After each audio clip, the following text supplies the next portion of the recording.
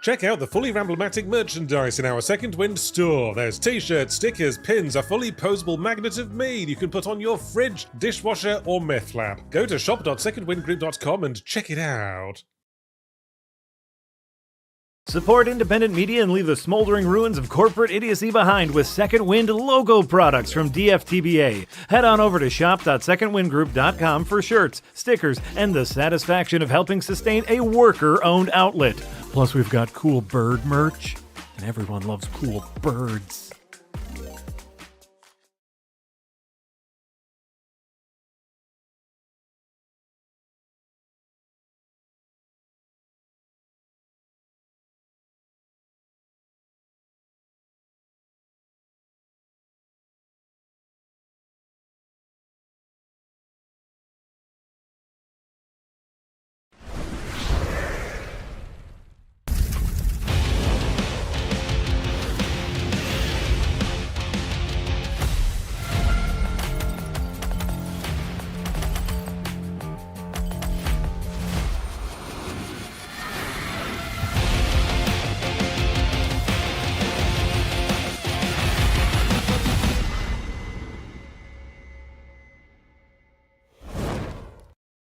Hello, everyone, and welcome back to Firelink Podcast, episode number 108 for Thursday, April 30th, 2026. Marty Sleevey here, joined by Nick Calandra, Casey Wosu, and producer Eric. 108, that's a special number. That's a number of destiny. Number of characters in Suikoden, and 108 had something and lost. I can't remember. Oh, they had to hit the button every 108 minutes and lost. That is the first of 108 Lost references this episode. I hope you spot them all. But welcome, everyone. We have a great show for you today. We got a big meaty game to talk about in Saros that all three of us have been playing. Just came out officially today, so I don't think any of us are crazy far in it, but we can tell our impressions of its early hours. And then also we'll be talking a little bit about both PlayStation and Xbox having not so great weeks. PlayStation because of some strange DRM drama that I think is resolved, ? And then Xbox because their financials for the first 3 months of the year came out, and spoilers, not great, but it's fine. I wonder why. What could have possibly happened? And then we'll talk about other games and whatnot we've been playing. How are you guys doing? Casey, how are you? I'm doing great. Lots of games are out, fun games, things that I've been looking forward to have been releasing at a steady clip. So I'm having a good time dancing around those. There's a lot of high quality anime that I'm excited to get into as well. So I'm looking forward to several of those things. And in general, things are just kind of looking up. Personally, like I'm not looking at the news because there was some very bad news today, but I don't want to think about that at all. That's the big secret. How's your fence? How's your fence going? Is it fenced? Is it good? Keeping people out and or in? Did he show up trying to work on it again? It's there. No, I had to message him today because I have to pay him like a final like $60 for like the material he used on a thing that I didn't ask for, but he wanted to argue with me about. So I was like, if I just pay you for material, would you like leave me alone forever? And he was like, yeah, sure, we can do that. So honestly, that's how I make most of my money is I annoy someone to the point where they're like, here's a small amount of money. Can you leave my life? I'm like, sure, I can do that. So that's where I'm at with that. I love it. Nick, how are things in Kansas City? You know how, well, maybe you don't know because neither of you watch hockey, but at the end of the season, there's usually like playoffs and then a lot of hockey players grow up. That's just sports. Well, yeah, but in hockey, they grow playoff beards. Playoff beards, sure. Yeah. Oh, that's like a tradition? Yeah, kind of almost like a superstition ritual kind of thing. Yeah. Mine is just from tax season. I paid a lot of taxes. You got tax beats. I think it's rude that you say we don't know about. What about Matthew Tkachuk? He's a hockey player. Think about that. I know one. You just know him because the last name's Tkachuk, and you like to say Tkachuk. No, it's because there's a sports show I watch, and they occasionally talk about hockey, and like I usually fast forward through those parts, but some of it has glommed down to me. I also know most hockey players apparently don't have great politics. Not great.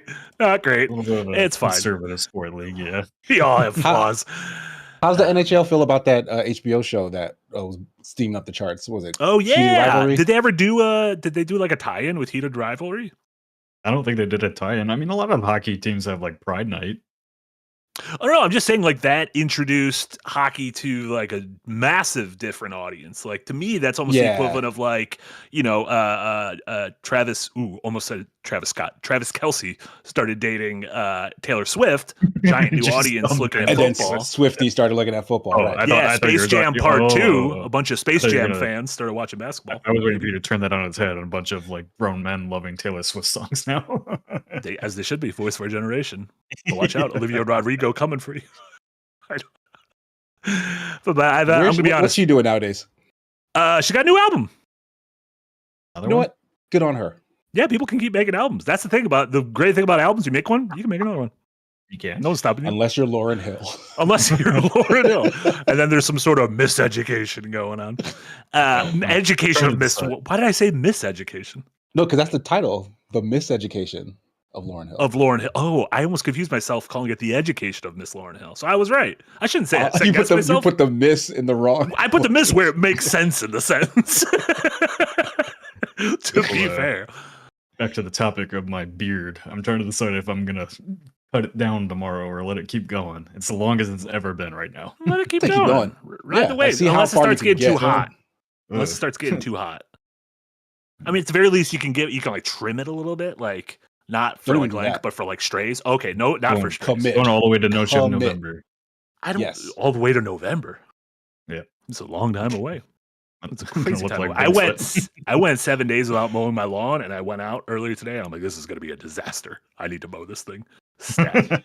One of my neighbors like does not take care of their yard, so their entire yard is like full of dandelion, and That's the good for the wind just bees. happens to blow it all to my yard. Wait. Dandelions are fine. You can take care of your yard and still have hella dandelions. I have hella dandelions, and I take care of my yard. I just don't put poisons there because I care about the bees. You're not taking care of your yard then. You gotta poison it. No. Putting fucking chemicals in the yard is not taking care of it. Mowing your yard is taking care of it. In my I mean, opinion, that's like the bare minimum. Before there are humans, extra nobody levels mowed of their taking care yards. of your yard. for some extra levels. Like when you like kill the weeds, like that's bad for the plants environment. that aren't supposed to be there. Whose Have environment? y'all never Your seen lawn's Avatars environment? 1, 2, and 3? It's all about protecting Mother Gaia. I've You only haven't the even first seen one. Avatars. I've only seen the first one, and it's long enough ago to where I technically have not seen it. Yeah, Nick, you keep growing out your beard, stop mowing your lawn, see what happens. Let's roll the dice. You just become a one's whole gonna new annoy dude. me. One's gonna annoy me more than the other. You could become a whole new dude. Before we jump into our first topics, a couple super chats right off the bat. Remember, our current goal, we funded our last one. Nick will be planning some Prince of Persias in the near future. The next goal is we're bringing the band back together, Jess, Jack, and I. I'll be playing through my second Fallout game ever, Fallout 3. Folks are saying, Marty, don't play it. And I'm saying, fuck off. I had a good time in the last one. So that's what's happening there. I want to learn about Fallout. That was the first thing I said to you when you said that goal. I was like, I'm a Fallout boy now. Listen, He did it. 2026, He did it. the year I discover Fallout and One Piece. I'm a tastemaker. And then eventually Avatar 2 will get on that, and then and then Mass Effect 2. I'm an influencer when it comes to literally some of the biggest things in their mediums and coming to them several decades late. It's fine. But Kid Barchetta, thank you so much for the $2 dono. I can't keep up with all your pods and streams. Please help. We have a lot of them. One could say we have too many. You know what? I think you should do first and last 15. Watch the first 15 and last 15 of everything, and whatever. In the middle's junky. You don't need to watch the middle. We could create a series called The First 15 Minutes. Uh, Nobody's ever done that before. I just mean of our podcast, where we just clip the first 15 minutes of our own streams. Yeah. I mean, honestly, most of our podcasts are filler. There's occasionally we get one where it's like, oh, this is like core. This is like key to the arc. Like this is it. I disagree. I think Don't every devalue podcast our is shows in canon. such a way. Every single podcast is canon. There was one where I was by myself. That is absolutely not canon. I was just babbling. I lost my voice at one point. That one. At one point, I without started that one, the coughing. whole thing collapses in on itself.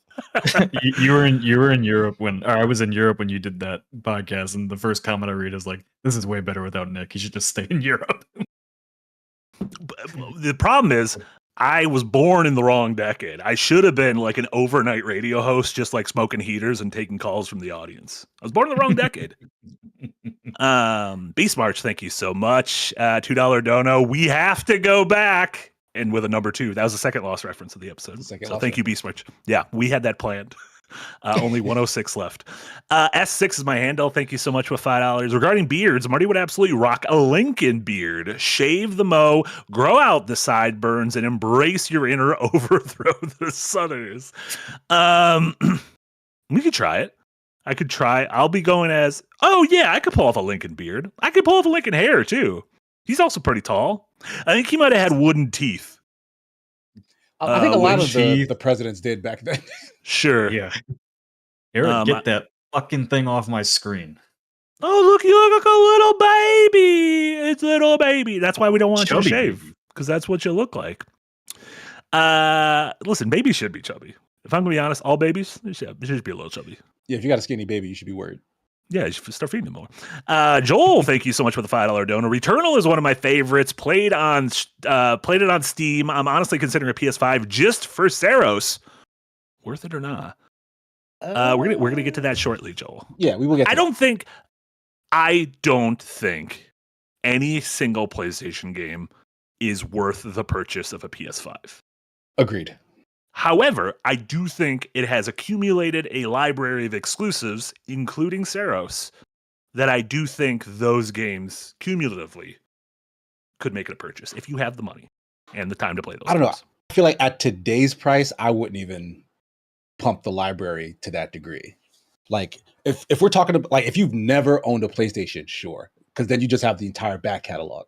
But if like you're going from like a 4 to a 5 at the price it is today, no, I don't think it's worth it for any single game or any of the new games that are exclusive to it. You just don't think it's worth it? No, not at the price it is right now. That's a hot take. Oh my God, we're getting to this DRM already. KC hashtag. Who's canceling it? I think most people probably agree with you at this point. King Dead, thank you so much for the $5 dono. Marty solo episode was a bottle episode, but still canon. I like that. That's a good way to put it. Yeah. And John Blee, thank you so much. Green Gang for 29 months. Hell yeah, John Blee. That solo pod meant so much to so many. Thanks, John Blee. Okay, let's jump over to this first story. It's kind of a little bit of a twofer. Let's start with the PlayStation part of this drama. Earlier this week, at least I spotted it, a YouTuber named Lance McDonald, who does, like, he's the guy who's done a lot of, like, he's gotten Bloodborne to like run on PC, that kind of thing. He's like a tinkerer. He's does this kind of stuff. But he spotted a weird countdown timer on a digital copy of a Don't Starve game on PlayStation, and it displayed like a start and end date and included like how many days are remaining before you need to kind of check the game in online, like have like a DRM check. This, you know, Sony didn't say anything about this. This was new, apparently, to everyone. And because Sony kind of stayed silent for a couple days, the story inevitably took a life of its own and started gaining momentum downhill. And, you know, people were claiming that this was like Sony trying to sneak a fast one, similar to like what Xbox tried to do with the Xbox One, if we remember back in the day, of like an always online console. Other people were saying, oh, this is a way in order for them to combat exploits of people either buying a game, going offline, refunding it, and then still being able to play the game, or buying a bunch of games with stolen credit cards and going offline and still being able to play the games. Eventually, Sony, a Sony representative gave statements to places like GameFile, Stephen Tottilo's letter, and GameSpot, saying this is just a one-time check-in that's required after purchase to confirm the game's license, after which there are no further check-ins needed. And apparently this is just pertains to new PSN policies. So I think it's similar to Steam, to where you can't, like, you have to initially boot up a game a first time online. Yeah, if you buy a game digitally. All that's to say is this was a lot of, I feel like a lot of negative publicity for Sony that could have been avoided by a just quick statement. Although I guess when you're a company like PlayStation, like, quick statements, you know, don't really exist with a company that big. Like, and this isn't like a very popular thing, even if it's not like a major thing. And it's a thing that they vocally kind of, like you said, they dunked on Xbox for having said openly. So I understand why they would maybe try to sneak it in like a terms of a user agreement update or something like that, where like it's in the fine print, but they don't make it a big deal. Mm-hmm. Yeah, and like Jomo Slomo saying that's going to fuck over anyone who's in the military. I may very well be missing something. It's a digital purchase that you need to authenticate once. So if you go online and are able to purchase it and download it, would that not also mean that you have the means of authenticating it that first time? Yeah, It's not in every 30 days. It is just yeah, as soon as you open it, it authenticates it. So, like, yeah. I'm not sure how it would fuck over the military because you have to be online to download it in the first place. Yeah. So Nick, did you you understand how this shit works more than I do? Was there anything I missed there? Is there anything I got wrong? Do you have any insights in this? No, it's just one of those things where social media and a lot of the drama tubers that have really taken over so much of the airwaves on social media really just picked up on and ran with without checking anything or just waiting for comments, which is how all these stories seem to go these days. So yeah, obviously good. It's never a bad thing to check a company on one of these things, but also like just it's one of those usual freak out things over a thing that's existed for a while and somebody just happened to notice something. And I don't know. Yeah, I don't know if this was ever not been noticed or what. Yeah, my thing is I don't know if this is a new notice or if this is like if this was all non-forward facing information that for some reason in some update became forward facing. Like if these kind of countdowns were there, always in place for as long as the PS5 or PS4 has been around, but it's just, usually the check would happen in the background and you just wouldn't even know because 99.99999% of times if you are buying a game online, downloading that game, and then starting that game, at some point you are probably online when starting that game because like I downloaded I bought Saros online, I downloaded Saros, and then I started Saros. And so that was my one check-in forever, I guess. Yeah, and it usually does have to check in at some point. Like you said, Steam does the same thing. Like we share the account, the press account and whatnot. So like if you haven't been online in a while, it checks that you can connect to the account before it lets you play it. And then you can go offline again. I just wish it's such an like so many of these things, it just feels like stepping on rakes. Like Sony could have in a perfect world, Sony could have just came out right away and explained it. And just with a but if they don't word it perfectly though, then it just becomes a bigger thing. But right? that's even weird that these statements are coming like through not an anonymous, but just a representative at Sony. So yeah, I don't know. It's all weird. It's like this exists because of the digital nature of games. Sure. But it is DRM. Like that is what it is. Yeah. It's just not as malicious as I guess it's being made out to be. So you could make the argument that like this isn't necessary. Like it's a company trying to protect itself from piracy. But as we well know, like the easier you make it for people to play their games, like the less chance there is for people to pirate them. Well, I mean, the bigger thing with DRM, at least on PC, is the performance issues a lot of it causes. Like it's not so much the DRM, it's poorly implemented. So like PlayStation, every online game you buy has DRM. It's like it's not an open platform. So on PlayStation, the performance thing's obviously not an issue, right? Yeah, no. It's just de novo on PC and all that has always been about performance causing problems. Sure. Again, that is something that is outside my wheelhouse, but that is I always see people see the word de novo and throw like a conniption. Well, it's also the PC audience, Sure. So it's kind of funny though, a state of conniption. Yeah, a little bit of a side story to this, but like about small print and contracts. So when I bought my house about 3 years ago, for anybody that hasn't bought a house yet, if you buy a house, as soon as you buy a house, like all these different companies are going to show up and try to offer you everything, security, lawn services, roof services, whatever. So I got kind of suckered into ADT because they're like, oh, having some security on your house will lower your interest or your insurance rates on your house. Like, okay, great. Yeah. So I checked my bill, and then they set you up on auto pay because they're like, oh, you get an extra $1 off or whatever, like whatever, fuck off.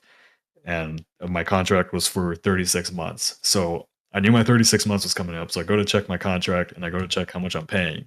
And my bill surprisingly goes up by $5 every year. I'm like, what? I signed a contract for $36 at $50 a month. And so the first thing I do is go to Reddit, like I always do, to answer any question I have. and the first comment on there tells me, yeah, they jack your price up by $5 every year. But if you catch it within 30 days, you can just call and tell them to remove it, and they'll remove it.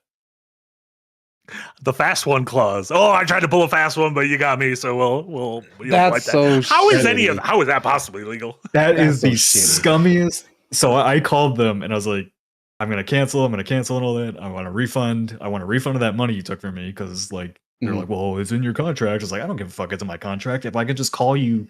If I see it and you set me up on auto pay, then you're expecting me not to look at it. But if I call you within 30 days, I can just have that money back. So why are you taking it? So I ended up like badgering with them enough and like threatening to leave enough. They gave me like $150 refund, which will pay for my next 3 months of the service, and then I will cancel. But always read the small print. And also, if you buy a house, don't sign anything. Also, don't buy a house. Just buy a hole, because Just then don't you can buy a live house, there, yeah. and when you die, you can just stay there. It's easy. Yeah. Being Okay, economic. But I have like, maybe I just haven't looked enough small print contracts. I have never seen a contract where if you just call, we'll just take it away. Stupid. I put game respect So game. fucking stupid. Yeah. Whatever's going on there, I think I might respect it. It is so outlandish that I'm like, okay, I see what's going on here. See, Second Wind, our $5 subscription goes up by $5 every year until you notice it. There you go. Perfect. Yeah. What could have possibly go wrong there? Also, we have DRM on our videos. I don't know how. It doesn't make sense, but you got it. I mean, you do have to be online to watch our videos. Oh shit, you got us there. Yeah. Is that technical DRM? Who knows? What do we think DRM stands for? No one look it up. Digital rights management. All right. That's probably right. That's less fun than I thought. That's the boring. I wouldn't have been able. I wouldn't have got. I think I would have got digital. I think eventually I would have got the word digital. But I don't think I would have got rights or management. That's why you're the brains of the operation. It's all right. The digital part is the only part we care about. Yeah. I don't care about rights.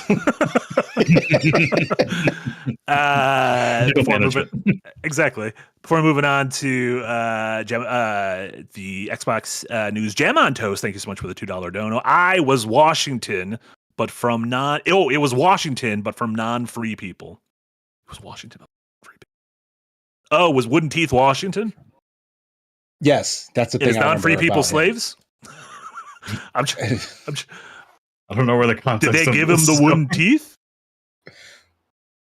I don't know about that. I don't know. Yeah, I'm gonna do some research. I'm gonna do some research.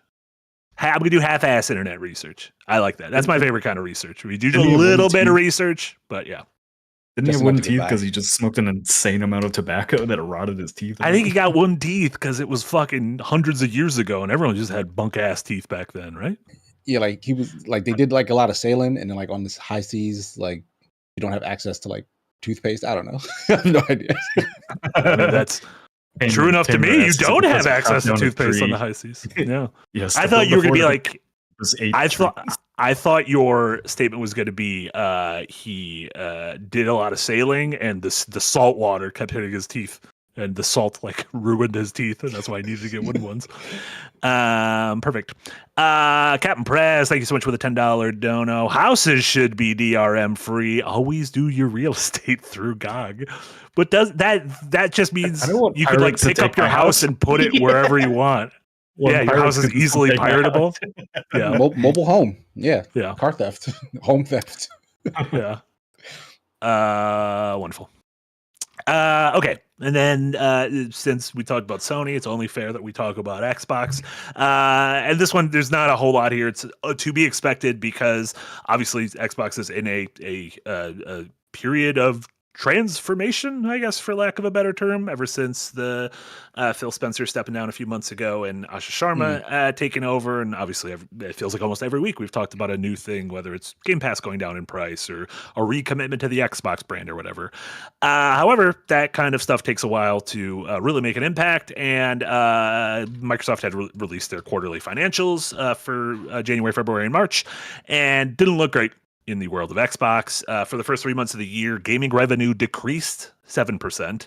Xbox content and service revenue decreased 5%, and Xbox hardware revenue decreased 33%.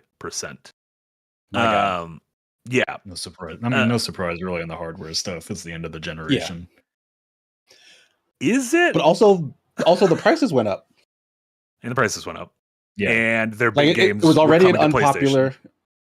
Yes, like all of those things combined, it's like it was a question we kept asking. Like, what they're doing is making it difficult for people to rationalize why they would need a dedicated Xbox console. Like, they had other options, so like they just didn't need to. And then when the price also went up for the hardware, it's like, well, I can't even afford to get this even if I wanted it. Yeah. So I might as well go with those other options. But what's surprising to me is that we were hearing about how well some of that exclusive software was selling on PlayStation, and it still apparently wasn't selling well enough for them to turn a profit software wise. Did you see, Marty? Did you see that? I shared a chart on Twitter yesterday that came out of Alina Analytics that showed the number of copies sold of like Xbox first party titles on PlayStation. Ooh, does it have them ranked? Wait, it does have them ranked. I want to guess them. Can I guess them? Yeah. It has them ranked like in. How many is number one Forza? Of course. Okay. And then I imagine like Oblivion is up there, right? Which number? Up there. Oblivion has a number. You said you're going to guess which number. Oh no! Like, is it in the top 5? I want to guess the top 5. Is the top Oblivion 5. in the top 5? Starfield? Nope. Ooh. What other games has Xbox got going on over there? Indiana Jones? Sea of Thieves? Oh, Sea of Thieves. That's a huge one. That's got to be number 2, right? Yeah. Outer Worlds. Not even the top 5. Well, so okay. So what are the games there? Let me pull it up. I think Eric, you can pull it up on my thing. So Forza was top, Sea of Thieves second, Oblivion, Grounded is number 4. Grounded's a huge game. Yeah, Grounded's a huge game. Yeah, Gears of War Reloaded actually sold very well, 684,000 copies. Right. Yeah, how many that copies was like for the PlayStation boys. How many copies did Forza sell? If this chart is correct, and it's just have internet research, it's fine. We don't have to be correct. On PlayStation, it says it sold 5.8 million on PlayStation. Jesus Christ. That's because the only racing game on PlayStation is you get one Gran Turismo game every decade and it's sweaty as fuck. PlayStation should have stuck with hashtag Drive Club. What happened? Yeah. We could have had hashtag Drive Club too. Didn't that game launch in like a complete mess? It did. It also had a hashtag in its title, which don't do that. So Doom and Indiana Jones both sold over 500,000. And then it's a steep drop off after that to Ninja Gaiden 4, Flight Simulator, Starfield, Age of Empires, Outer Worlds. Ninja Gaiden 4 is exclusive? Why? It's a Japanese action game. That's insane. Yeah. Oh wait, no. But they put it. Sorry, they put it on PlayStation, obviously. Yeah. Oh, okay. Yeah, these are all PlayStation sales. Outer Worlds, that's true. Ninja Gaiden has been that weird series that's always been associated with Xbox. Or I mean, since it became 3D, obviously, not the 2D. Yeah. The interesting one is Outer Worlds 2. Like a few months ago, they said they're done with that franchise, basically. And that actually does not surprise me at all because it only sold 163,000 on PlayStation. And it did not sell well on Steam, and it doesn't look like it did well on Xbox either. I mean, I just get the feeling that Obsidian, it's just going to be the mandate of you got to do a Fallout. You got to remake New Vegas, like, right? Yeah, that just feels like the mandate. I mean, they said they're going to do a follow-up to Avowed, but I mean, yeah, I don't know. Like any of their original properties just really haven't exploded. Yeah, I mean, they both kind of felt like store brand Bethesda, right? Like store brand Fallout. Yeah, store brand Elder Scrolls. Pentiment was cool. I want to see more things like Pentiment of let the creatives at a big studio have a smaller team and make something cool. But But I guess Grounded obviously has been their big success. Like Sea of Thieves, one of those games that we don't talk about or think about, but is really fucking big. Honestly, same with Yeah. Forza. I'm So- excited for this new Forza. I'm excited to drive around Japan. This is the Yeah. first time I've been excited for a racing game in a very long time. But yeah, like, so kind of going back to almost last week's topic about like, will Xbox go back to having core exclusives? So my Mhm. whatever Twitter's algorithm does now these days, like you get pulled into the news feed or whatever. So I got yelled at a bunch because I was like, I think I'm right that like Xbox is hurting the long term brand name of Xbox by putting all these games on PlayStation, and clearly, you know, they're selling okay, but is it worth the porting cost that it's costing, and is it worth not giving people a reason to buy Xbox and get into the ecosystem? Yeah, the And so, like, dissolution of the seems- customer base. Yeah, seeing these numbers, like I'm very confident that Gears of War E-Day is not going to come to PlayStation 5. So do you think Like, they're just I- going to stick to kind of big live service kind of? Yeah, I think so. Like, Forza Horizon. I mean, if that sold 6 million copies on PlayStation, if that number's correct, then yeah, like you'd be stupid not to put that one on PlayStation. And that's pretty much what Sharma said, is like we're going to take it by case basis, I think, going forward, which is what they should have done in the first place, where Spencer was like, we're going to put everything everywhere, and that should not be the case. If you that whole messaging want to felt rebuild your very hardware strange. business, Yeah, even from the get-go, they were like, "Oh, only some games, and here's 5 of And then them." all of But then them, it was yeah. like, "Here's all of them," and yeah, it was.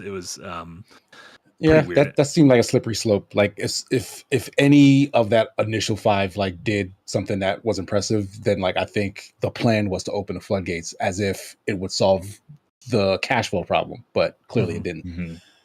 Yeah. I don't know. Like, if you're selling less than 1 million copies of a major first party title on another platform, I can't really see the trade off being worth Yeah, it. and what's the PlayStation 5 install base? Like something stupid?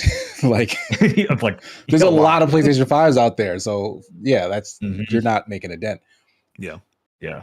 And it's, I don't know, it's been very interesting over the past couple of years to see both of their multi-platform strategies kind of accordion, right? Like, feels like both of them were like, ooh, maybe we should release all of our games everywhere, and then now it's really contracting. Now, and PlayStation with their games on PC seems like they're, even though they haven't really said anything, it just seems like they're kind of done, right? I would imagine that should also be a case by case basis. Like, I don't think Helldivers would have been what Helldivers was without its PC release. So, Very true.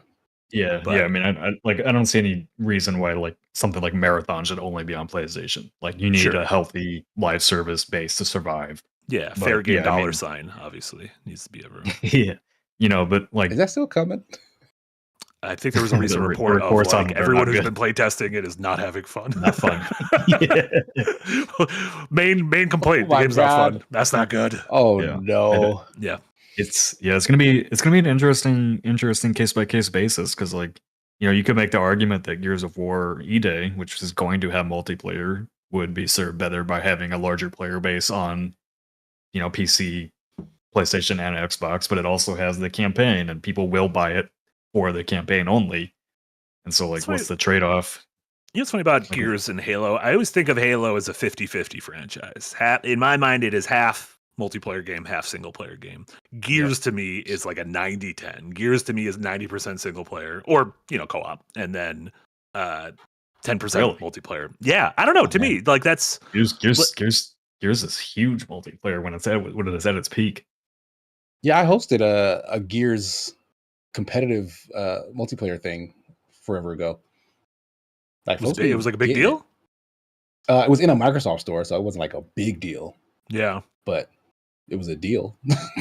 Speakeasy could sell it separately. Yeah, like I think we've said for years, and like, just sell the campaign on its own, make that exclusive, and if you want the multiplayer to have a big audience, make it free to play across different platforms. Like, not a bad idea either. Confusing, sure. Joe Moslomo asked me for my percentage on COD. It would be the flipped of 95. Gears. I think it would be. I think in my mind, it's 10% a 99 to campaign. 1. Even though for me, it is like 100% a campaign. But in the grand scheme of things, I think it about 10% campaign, 90% multiplayer. Very true. I agree.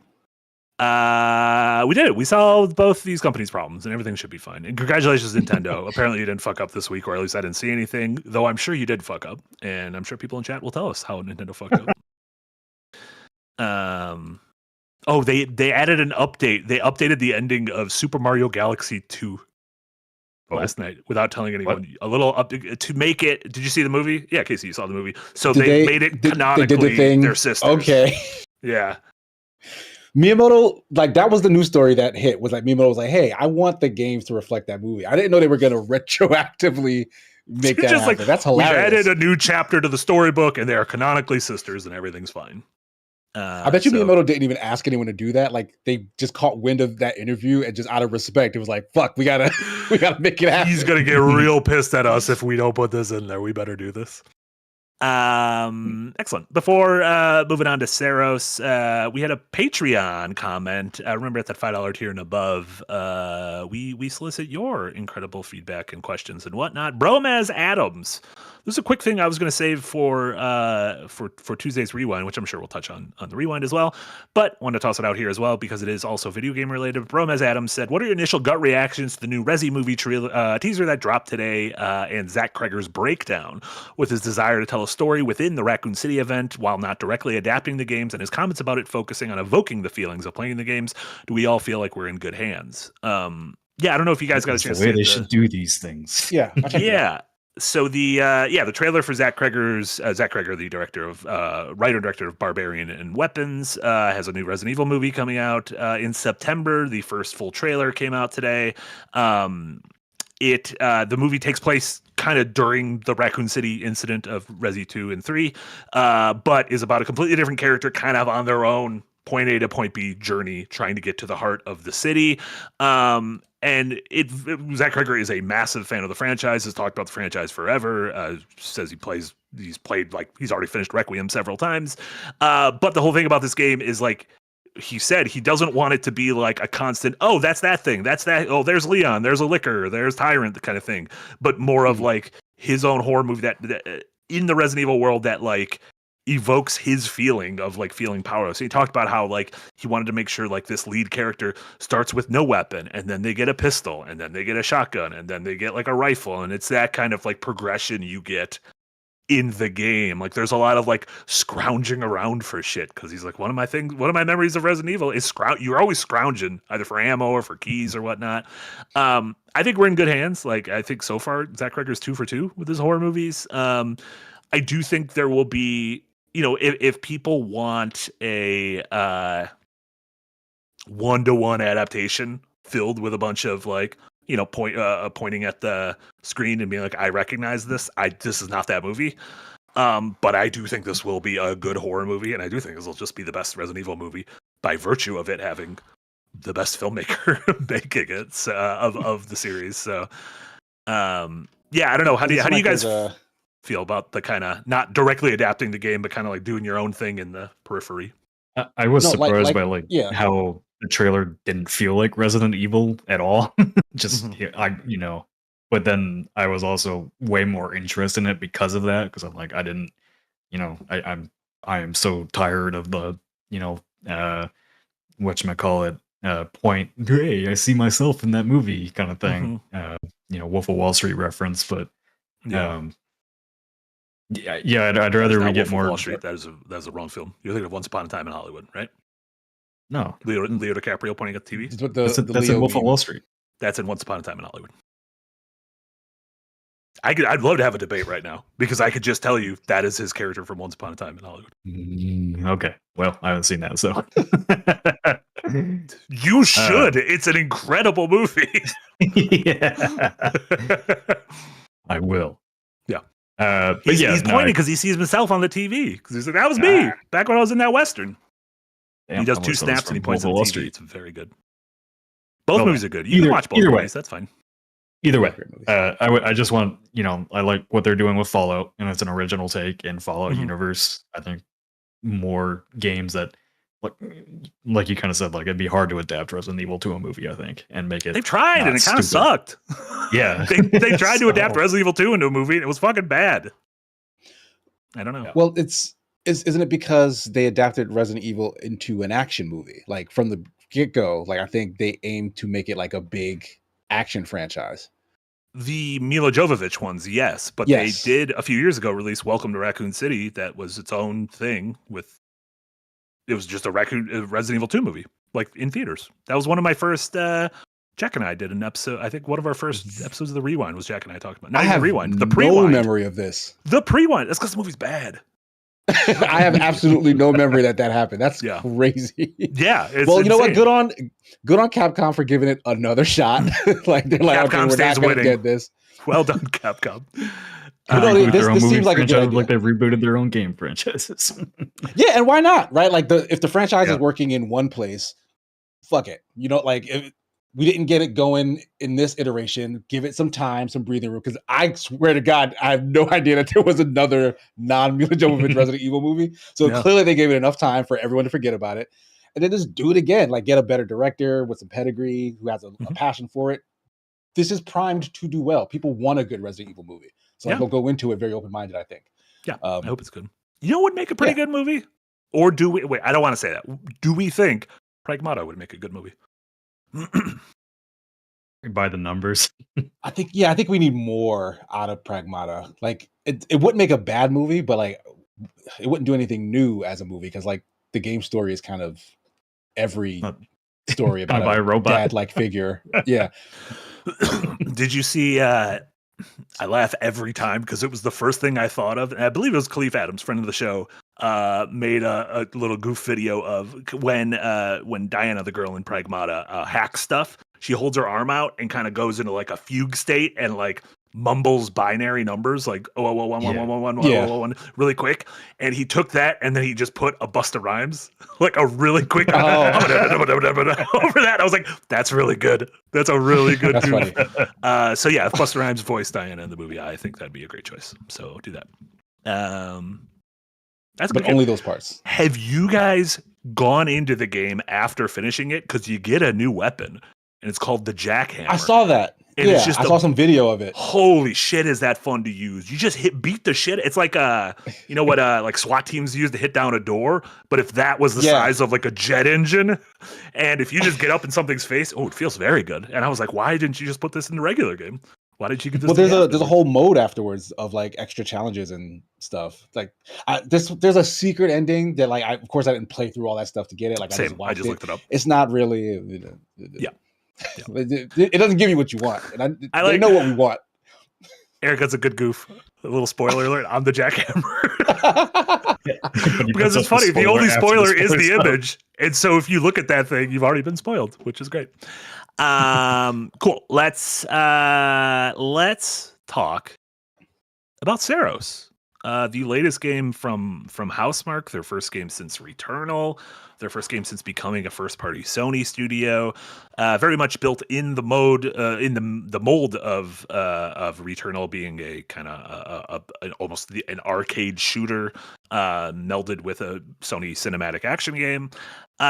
Casey, I know we got to play the first 2 hours last night. What are your thoughts on Saros so far? Obviously, this isn't really going to be spoilers. I don't think any of us are far enough in the game to spoil it. So like I put more these are time early in impressions. since then. Like we died to the like that first area boss on stream, but I did get past that boss and played a big chunk of the second area as well. I got past the boss. I have not played any of the second area yet. But I like it feels very much like Returnal. But again, like I mentioned on stream, folks were telling me early on while we were playing Returnal that I should change the button configuration to like using the shoulder buttons for like dodging and whatnot because it frees up something or another. And I just never did.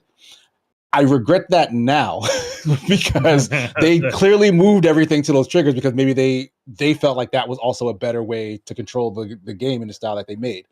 And it keeps tripping me up because the face buttons kind of don't do much now. Yeah. Or at least not yet. Like I feel myself not really touching the face buttons.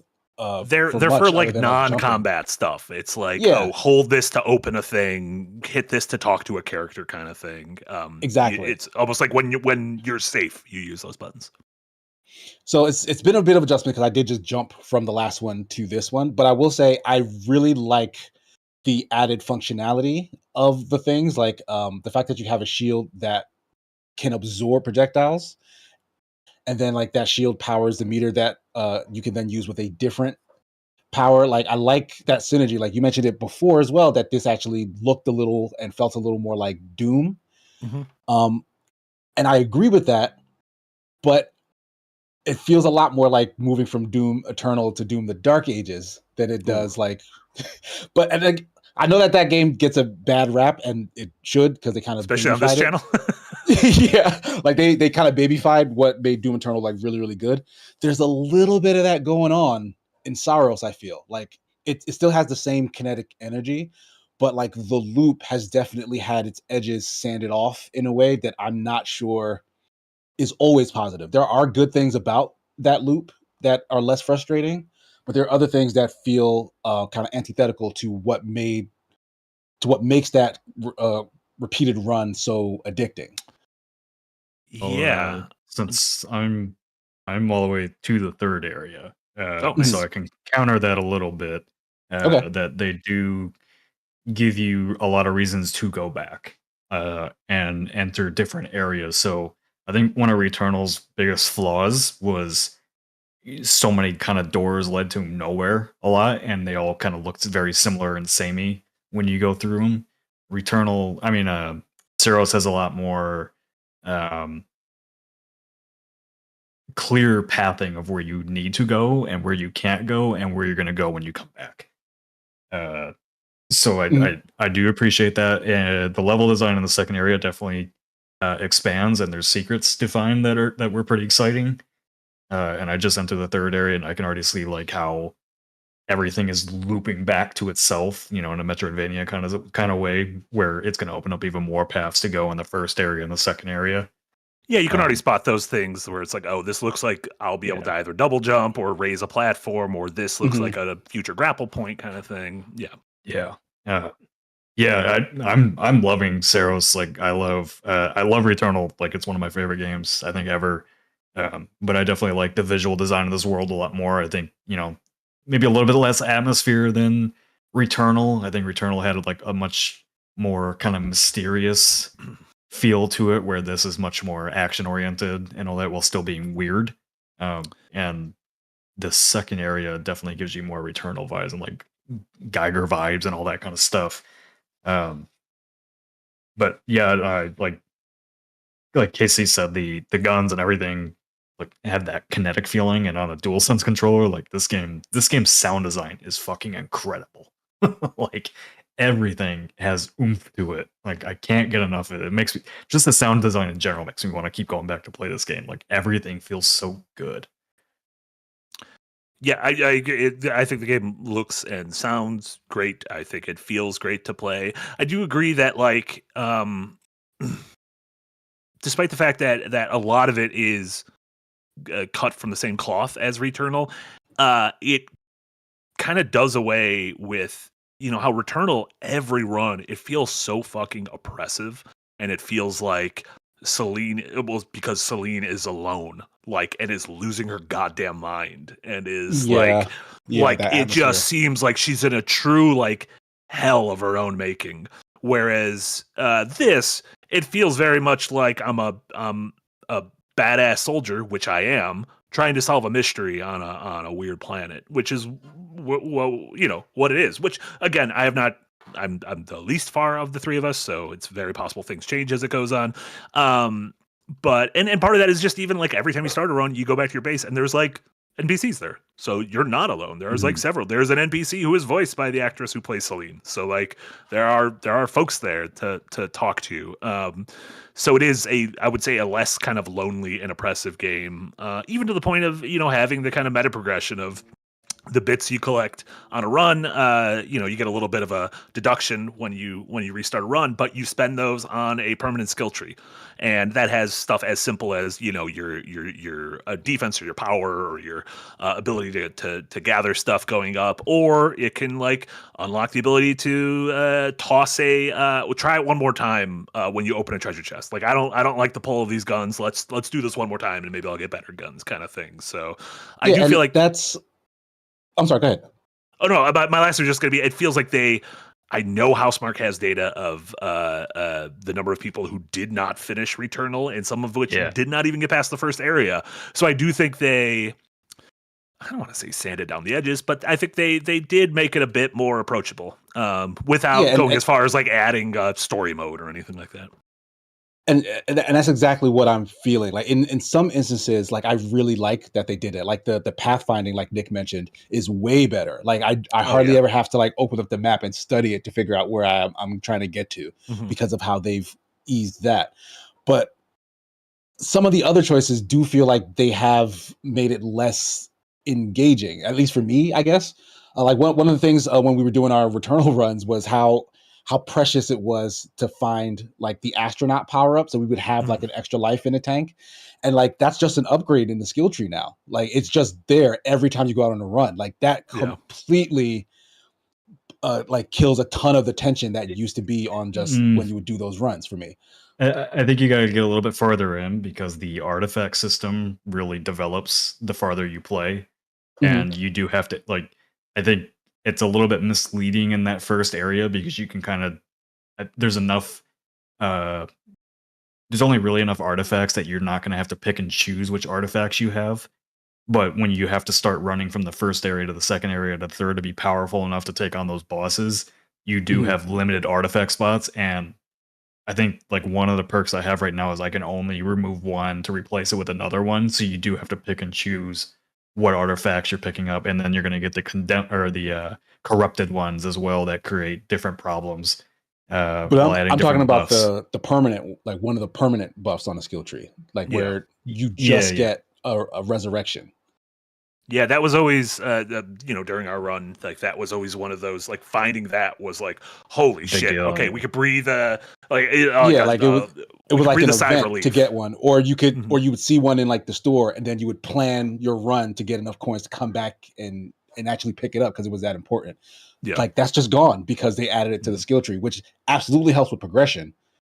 But like it does a little something to take the tension away that I think it benefited from. But like otherwise, again, like the gameplay itself is more intense because you're doing more things. Like I really like that mechanic with the shield eating up the projectiles and shooting stuff back. Like I think that's really fun once you get into the loop of how to like aim that hand cannon thing, especially in boss fights. Like you really enter like this zen state of like it's gonna do this attack. I put up the shield, I dodge these things, I shoot it back, and then you do the loop again. Like it's really, really intense, and that I'm a big fan of. And I also like how it almost has moments that will tempt you. Like that first boss has certain blue. So to explain the blue attack thing, there's 3 colors of attacks in the game. There are blue, yellow, and red. Gold? And no. I think yellow is part of the gold. Yeah, and there's like shades of them. Like a certain shade of blue will home in, that kind of thing. And like the thought process behind them is like absorb blue, dodge yellow, and then eventually you get the ability to deflect to parry red. Parry red, kind of thing. And so I like that with the blue, you have this shield that you could put up and kind of absorb it a little bit like Ikaruga. Like you can absorb the blue things, and that feeds into your kind of like a rocket launcher almost. Like you have an attack that like fires off a strong blast that can also do concussive damage. And I like the fact that that first boss had certain attacks where it would put a little wall of blue right in front of it. And the first time I fought it, I ran right towards it to absorb it. And then it immediately just sent a shockwave to me. And I was like, well, fuck, I should not do that. It tempted me. But then later on, like when you get into the further phases, it has the blue attacks that home. And those are the ones where I'm like, oh, fuck yeah, I can absorb these. And that's when I'll be able to fire back my thing. And that was the reason I was able to beat him, is because I got in that flow of, okay, every time one of the homing attacks comes, absorb them and then fire it right back in his face, which felt really good. I got through. I had a build going into the second boss that like almost broke the game already. Hell yeah, I love that. and then they took it away from me going into Act 3. They're like, nah, you're done, bro. And I'm like, oh no, I could have finished the whole game. We had a couple Patreon comments about the game as well. Ishaterical, thank you so much, said, so far I'm enjoying Saros. I really enjoyed Returnal, so this is just scratching that itch. Using the trigger haptic feedback for different weapon modes took some getting used to, but I like how it feels. I will say, more tentacles than I expected. How do you guys feel about that? So that the haptic thing is the L2. You kind of hold down halfway for an alternate fire for your gun. So that might be like, let's empty the entire magazine right away, or kind of charge up a shot. But then if you hold it down the full way, that's how you engage your kind of blue projectile thing.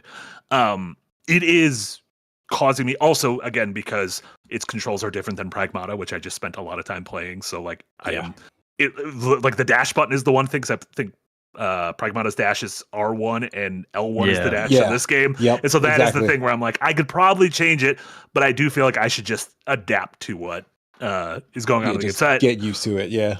And I felt, after whatever 2 hours, I felt like I kind of got a handle on it better. But yeah, what do you guys feel about the trigger stuff? Do you like that kind of stuff in games? Or we talked about that on a call like Jack and Yachts and Jay, I think, are like anti all that bullshit. Whereas I kind of like that bullshit.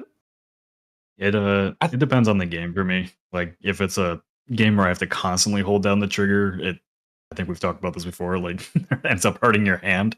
Mm-hmm. This, when I just want to use the alternate fire, it's not too big of a deal. But I do like the bigger thing that I love about the haptic feedback with this game is like the sound design is tied to the feedback, like rumbles and everything like that from in the world, explosions. You feel that all on the controller. I don't know how many games have done that. Yeah, just regular footsteps walking around, like you feel like just tiny little pip in the rumble. Like it's really sensitive. Like it's impressive. I don't know that it's adding anything for me personally. I find the controller sounds, and Returnal did a lot of that too. And it was like a launch game, so they were trying to like show off all the features. That I feel like they could have left that behind. It annoys me when my controller just makes all that noise. It's like I don't like it. And the triggers I think are actually brilliant. Like it's a really good way to use that functionality. There's probably other ways they could have done it and it would have been equally as like effective, but I do like it. Like I don't think it's like a revolution though. Mm-hmm. I think the only game that's used the speakers on the controller to its advantage, I think Astrobots did some things with it, but the only other one is the Callisto Protocol. They played the audio logs through the speakers. I like that. I like that. I always go back to I loved Transistor because you're the second Double Fine game for PS4. The inciting incident is that you are a singer who has your voice magically taken away, and your boyfriend gets killed, and his spirit is in your sword, and he speaks to you through the controller. And it's like really. It's the narrator voice from Bastion and everything, and it's kind of like amazing where he'll be like just a little further, darling. Because it's like your boyfriend, but he's a sword, which is my favorite anime. Holy shit! Did you guys see the trailer for the upcoming Truck Kun game by Strange Scaffold? I saw the art. I didn't see the trailer. So the whole thing is, Eric, can you? Yes, Eric, you're so. Oh, wow, that was fast. That was so fast. So this game is it's leaning into the whole Truck Kun goof of you get isekai'd by getting ran over by a truck. Yeah.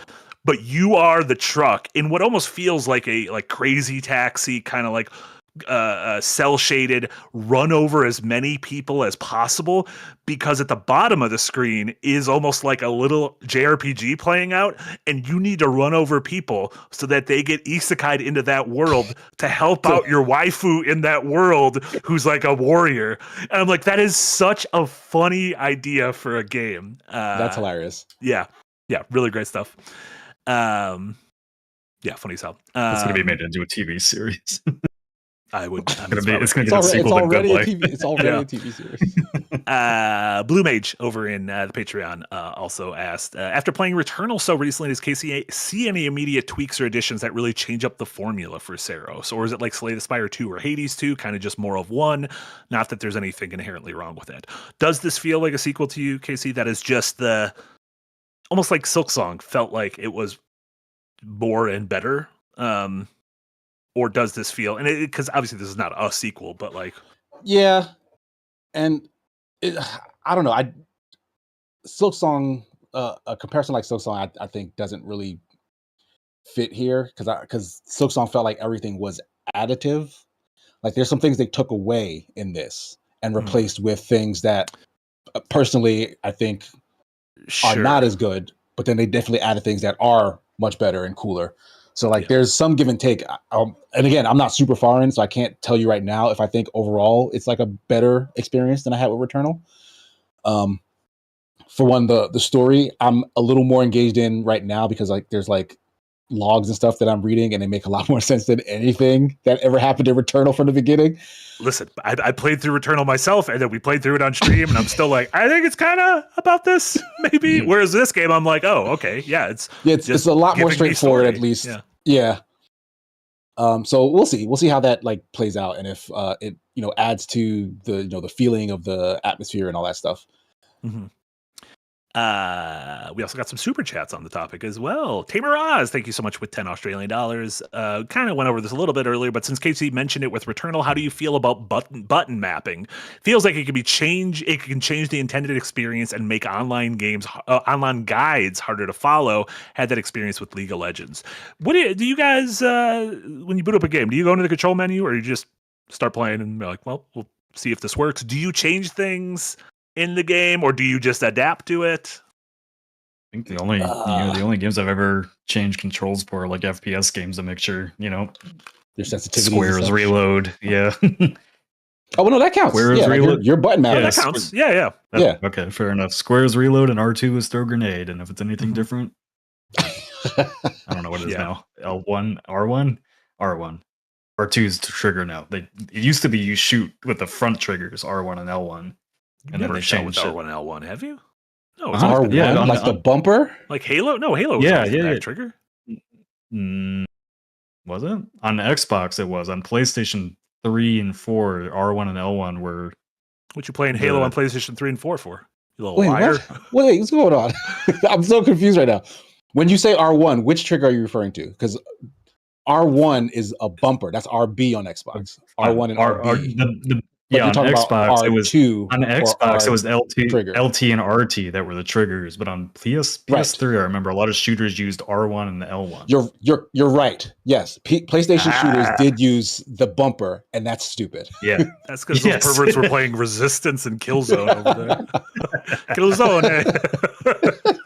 Yeah, because Killzone is specifically, I remember feeling so weird because R1 and L1 were the shooting controls on that.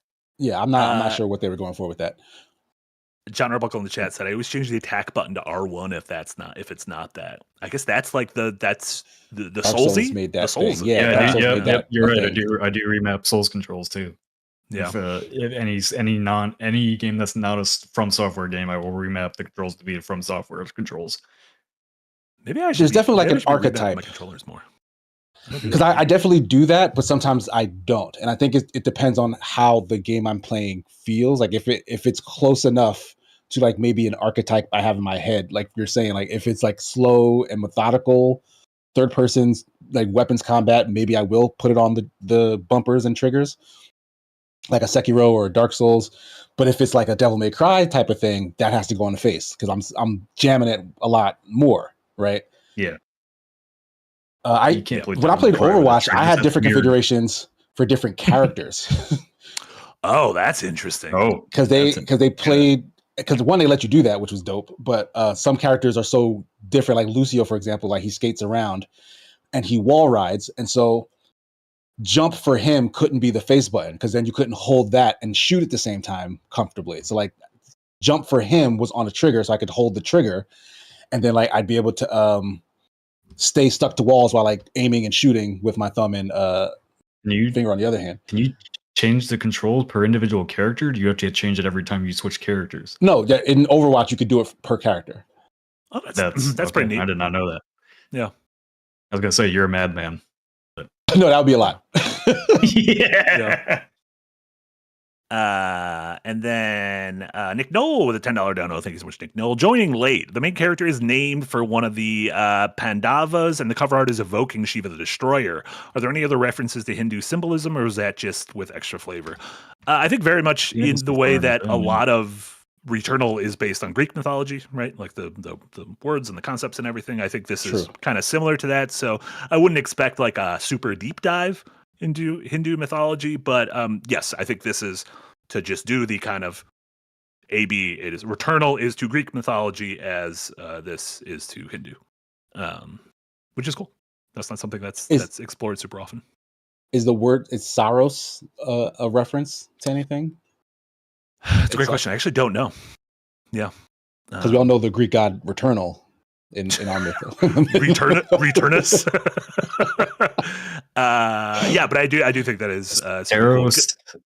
Saros is an 18-year, 11-day, and 8-hour cycle used to predict eclipses, where the sun, earth, and moon return to similar relative positions, causing similar eclipses to repeat. Well, listen, this is a big old eclipse game, so that makes sense. So it's eclipse based. Got it. That's cool. Because I will be honest, Greek and Norse mythology, you're great. I don't need to see you all the time. Listen, we get enough of you. Yeah, let's get some more mythologies out there. Absolutely. I'm still gonna say the Immortals Phoenix Rising taking place in the South Pacific, not being able to get it. It's a bummer. It's a bummer.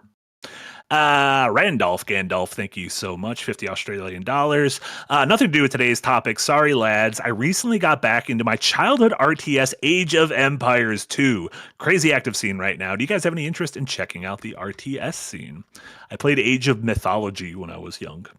Because I liked mythology so much. I was a big Greek boy. See, maybe that's the problem, is I Greeked too early. Oh. Yeah. Oh, you overdosed on Greek. I overdosed on Greek mythology. Age of Empires 2, did that one got like a juice up new version recently? Is that right, Nick? Yeah. Yeah. Hell yeah. Nick, I think you're the closest thing of us to an RTS boy. How you feeling? I mean, I wouldn't say I've been like into the RTS genre, but I've been playing a lot of like different tower defense games. One of the games we just highlighted in the showcase just came out today, Mini Tank Mayhem. Mini Tank Mayhem. There you go. But there's a lot of indie RTS games I'm keeping an eye on, but those have a long history of big ambitions and never releasing. So we'll see. Yeah. The problem with RTS games is I do a lot of my gaming either on my television or portable. Like RTS just feels like a mouse and keyboard genre, right? Some people have tried. Obviously, you had your Halo Wars, you had certain civilizations come to consoles and stuff, but it just doesn't feel good without a mouse and keyboard. And I'm just not usually playing games on the mouse and keyboard. And that's not me hating on mouse and keyboard. That's just me saying how I play games. If Warner Bros. Wants to earn my money, Lord of the Rings Battle for Middle-earth 3 is right there. You can make it get a hunt for Gollum. All you're going to do is... They made 2 of those? Yeah, and they're both really good. That was back when Lord of the Rings was good. It's just never clicked with me. RTSs. I tried what was it? Not Band of Brothers. Brothers in Arms. Just admit you're not smart enough for it. It's fine. Brothers in Arms. It has nothing to do with smartness. Yeah. Brothers in Arms is an RTS. RTS player. Brothers in Arms is an FPS.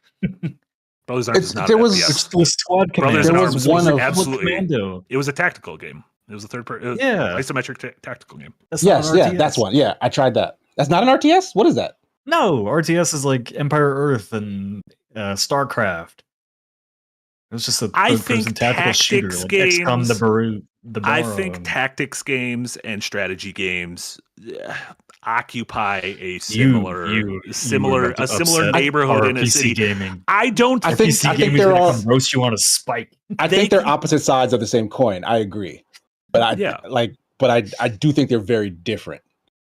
Yeah. And I don't like it when there's too many things that I have to juggle, and I don't feel like I'm in control of it. That's understandable. Like that's the thing about RTS is that kind of boots me out the door. It was like this shit is playing itself, and like I'm kind of just here for shits and giggles.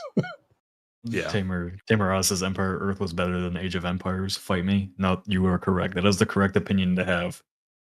What is there a Casey? Is there a property that could get you, that could pull you into RTS? Like, is there a genre if someone's like, there is an incredible 10 out of 10 blank RTS? Like it would have to be based. You know, like how on there's a RTS. Star Wars one, there's a Lord of the Rings one. Like, what if there was an I F1 don't tactic or RTS? What? An F1 one? No, that sounds terrible. You're missing out. You're not going to be able to play my RTS when it comes out. You do a Persona RTS where you control all the different monsters. They already made a Persona Tactics game and it fucking sucked. Well, it's not an RTS. It's close. They're on the same block. No, it's turn-based fine. tactics, not real-time tactics. All right, maybe if they made like just like a really stylish, like gotcha style anime RTS, whereas like your units are like a bunch of waifus. Unit.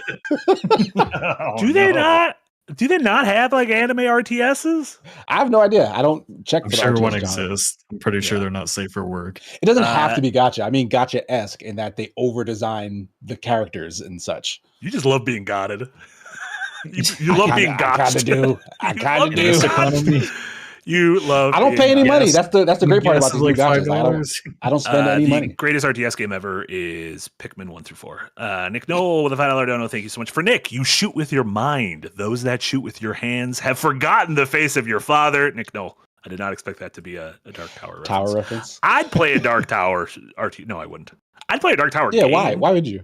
That'd be fun. Didn't they Yeah, make I'd a do Dark that. Tower Yeah. game? No, they made a Dark Tower movie. It was really bad. No, they didn't. They absolutely did not make a Dark No, Tower. they did. It's right there with Resident Evil Welcome to Raccoon City as movies that were not made, despite the fact that several people have seen them.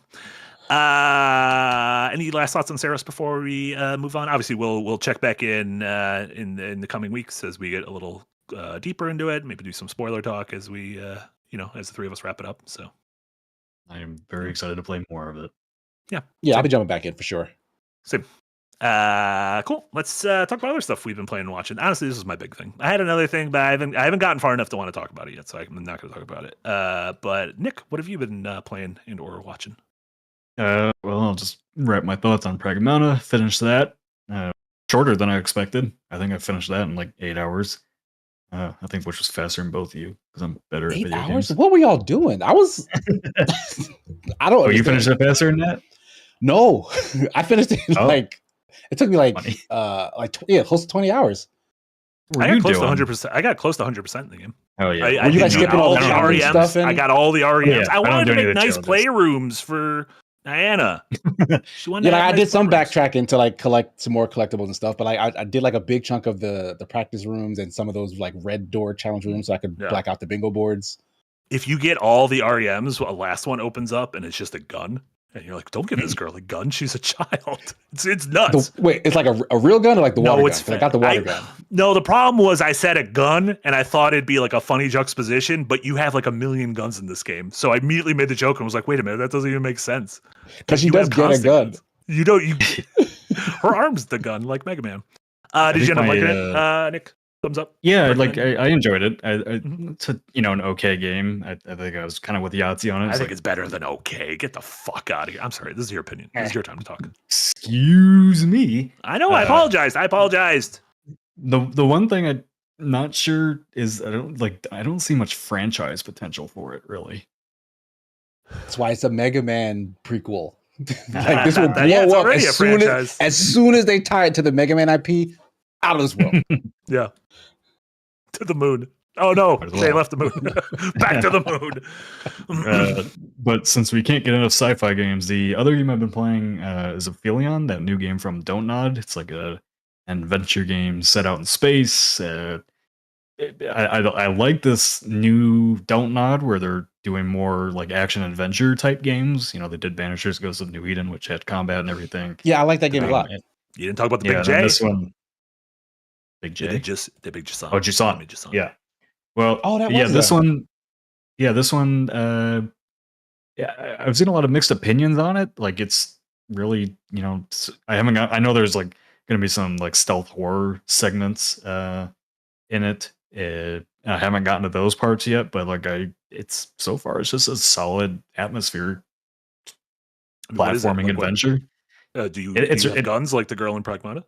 Nope, no guns in it so far. I don't know if that ever happens. There's a few very light puzzles, but like the first whole 3 chapters of the game are basically just not far off of a walking simulator, I guess, but with like platforming sections.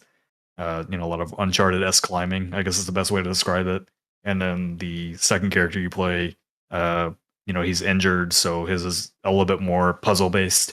Very simple puzzles, though, so far. But I don't know. I'm not sure if it's going to land all the way with me, but from what I've played, it's good enough. I think the reviews are pretty mixed. Like a lot of people, I don't really know what they were expecting from it, but it seems like maybe they need one combat or something more from it. I don't know. It's very basic, but if you like Don't Nod's kind of writing and storytelling, I think it's hitting those marks for me so far.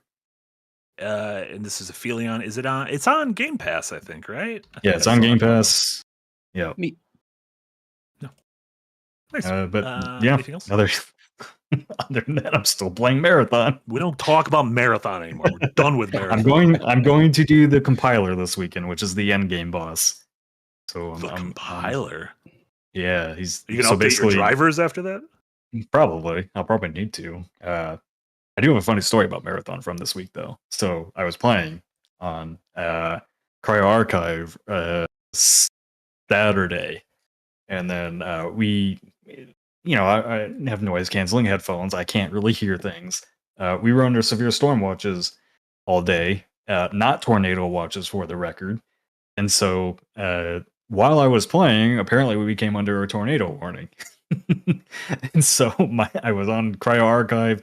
I had just gotten like the best loot I had ever gotten on this map. And my mom was like trying to frantically call me to get downstairs. She's disabled and needed help getting downstairs. I had no idea we're under a tornado warning. So I look at my phone, I'm like, oh, you're under a tornado warning. I was like, fuck. And then she's calling me to get her downstairs. I'm like, I gotta finish this run. Because I had all the gold. Oh, do you do stuff during a tornado warning? Because I don't. Video game. I mean, I usually go to my storm shelter. Oh, I don't. The last hour of Breath of the Wild bingo, my phone kept blaring the tornado alarm at me, and I'm like, I'm trying to figure out how to get attacked by these fucking ninjas. But yeah, I was with a group of randoms, so like I had all this like gold gear that I've been trying so hard to get, and I'm like literally standing at the computer, like because we were running to the extraction point. I'm like, so I thought that's what you and your mom were doing to your basement. Your mom running to the extraction point. No. I was like, this is gonna be a bad story if I die because I couldn't let go of some loot in Marathon. Be great for Patreon. It'd be incredible for the Patreon. What a bum! Oh my god, that would have been a great Patreon video. You gotta die in a tornado while playing Marathon. But you know what happens? You get sucked up from the tornado and you end up in Marathon like Dorothy in The Wizard of Oz. Yeah, tornado didn't even hit my house. I was like, I lost all my gear for nothing. Oh, so you did? Oh my god, you were in the tornado, Eric. That was really good. He tornadoed you. That was so dumb. That was the cheapest. That was the most chintzy looking shit ever. Those were really good. Incredible. Yeah. Anything else? No, that made me realize I'm addicted to that game and I probably need help. Yeah, but that sounded if I was willing to risk, that sounded like I was that willing to could've risk been my bad. life. Yeah, it sounded like a slight cry for help. Yeah. When I came back, I was like, just the mere fact that I had the thought of, should I risk my life for video game here? It's like, oh. Hey, I don't want to, no free ads here, but imagine if you would have had a PlayStation Portal. Wouldn't be a problem. Wouldn't be a problem. That thing has collected so much dust over the past couple months. I'm sure most of your gaming equipment is collected a lot of dust. You know what won't, though? That Mega Man 2 watch, which I did pre-order. Whoa, what? How much is that? It was like $80. I don't want to hear about your money problems anymore. I never talk about money problems. What? You know we judge you. When I spend my money on, it's my own business. Look at that. Look how good. Well, I could play Mega Man with one hand. You know what? I could do so many other things with my other hand. It was so hard to play it with two hands. Like, what? I'm sorry. I don't understand what it is. I honestly don't know what it is. Eric, it was not your fault. No, I bought it beforehand. I'm going to be honest. Did you ever get that retro machine that you pre-ordered? Oh, yeah. I fucking love it. I don't know where it is. But yes, I fucking love it. No, and I have the ability. No, it's great because you can literally. It is the dual screen, the AIM Thor. I think I talked about it on last week's stream. I can now literally just plug it into my computer and it mirrors the dual screens on my computer. Last weekend I streamed fucking Pokemon Heart Gold. I can stream and capture DS and 3DS games now. Baby, I'm living in the future. Amazing. I'm living in the That's future. dope. So That's does gonna it help come us with out. emulated games on it? No, you gotta steal them yourself. You go to jail if they steal them for you. Well, I don't know. I get ads on Instagram all the time for these consoles that have like tons of pre-installed games. Apparently, I don't know. I don't get that on Instagram. I follow a bunch of different accounts. And I just get ads like for honeys on Instagram. So you said that Mega What Man about- Watch was $80. How much was this? Oh, several like hundred. $300. I mean, this is like a pocket PC. It's almost like it was cheaper than like a Steam Deck or anything, but it was a couple $100. Okay, what about that's- your that- crank that's machine? intriguing. You still right using that thing? It's right here. You It's know, kind you of know where paper. that is, but not your expensive emulator. No, this just happens to be next to me. I think it's somewhere over there. It's fine. Everything's fine. You'll find it one day. I'll I did appreciate Eric pulling you into my Unpacked episode last week. It was very good. That was listen, if Eric says I have a goof, can you film something for 10 seconds? The answer is always going to be yes. It's perfect. Did he even tell you what I said? What? Did he even tell you what I said in the script? Oh, you read it. You edited the script, so you knew it was in there. No, I didn't edit it. Oh. Or I looked at it. I don't know. No, he sent me the context. Okay. I don't know. I assumed he wouldn't like make me look racist or something, or be like, "Why did Eric put me in a Hitler mustache?" He took away my facial hair and then gave me a little bit more. Look, it's me from that video. While Luigi and Sephiroth were kissing, I had to make sure I had two adults kissing because I have a bunch of children and animals. I was like, I can't have Sephiroth kiss Ness from Earthbound. He's a child. Yeah, he's evil, not Yeah. that evil. Yeah. Waluigi, though, on the other hand, sex pest. Casey, what have you been playing? Well, Or speaking of bad financial decisions, I started up a new gacha game, Neverness to Everness, also known as NTE. If you've never heard of this or you don't know what the hell I'm talking about, I don't blame you. This has been like in the back burner for like the gacha anime enthusiasts crowd for a while now, and I wasn't actually aware of when it released, and just kind of it randomly snuck up and released yesterday. I thought this was the Grand Theft Auto Spider-Man one, but that's a different game. No, yeah, that's a different one. That's the one that I'm very excited for. This one beat that one to the punch in being kind of a gacha game, but it's an open world that does have I can get into cars, but it also does the Breath of the Wild thing where you can like climb kind of anywhere. It has like the little glider so you can jump around the city or whatever. It's bad. I think this game is bad. Oh no! I think this game is not good. One, it's like it runs poorly to begin with. Like Zenless Zone Zero, for example, and Genshin Impact. They're older, but like I've never had an issue with those games on my PC. This, I guess, is just a much bigger game. Like it's it's a whole city that you actually have access to and run around in, and like events can happen in it, etc. And like it's just kind of chuggy all the time. Like there aren't sections of it that weren't really. Like I'll get like smoothness here and there. Like it was on a like extreme in terms of graphics. I set it to like balanced where everything got down to medium and like nothing changed. Like it's still kind of ran kind of poorly. PC or PS5? I'm playing on PC. I might download the PS5 version to deal with exactly that though, because it's free to play and it's on both those platforms as well as mobile. But yeah, a couple issues with it. First,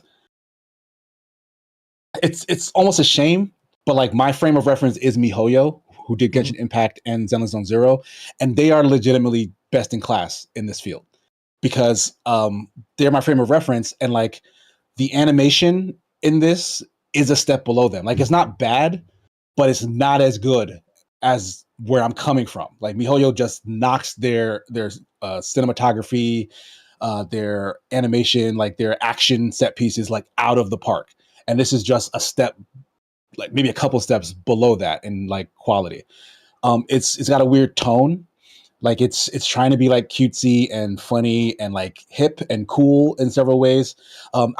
I like that it kind of superimposes like comic book style graphics around like the characters, and like they'll sometimes switch the character to like a 2D cutout to like because they have like a funny expression on their face, or like they feel like something funny happened or whatever, right? And so like they'll change the entire character to that model as a joke.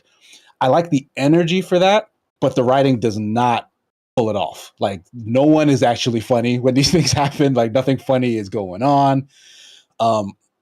It's trying to again evoke like this sort of urban cool vibe. Like there's a character that you meet early on that is not explained, but it's like a ghost hand, and he's a DJ to a rap radio station, and like his voice is just auto-tuned by default. Like in concept, those things sound like a thing that makes sense and would be cool in an urban world, but in practice, it's dumb. It's annoying. Like it's clearly something trying too hard to be cool in a way that's off-putting.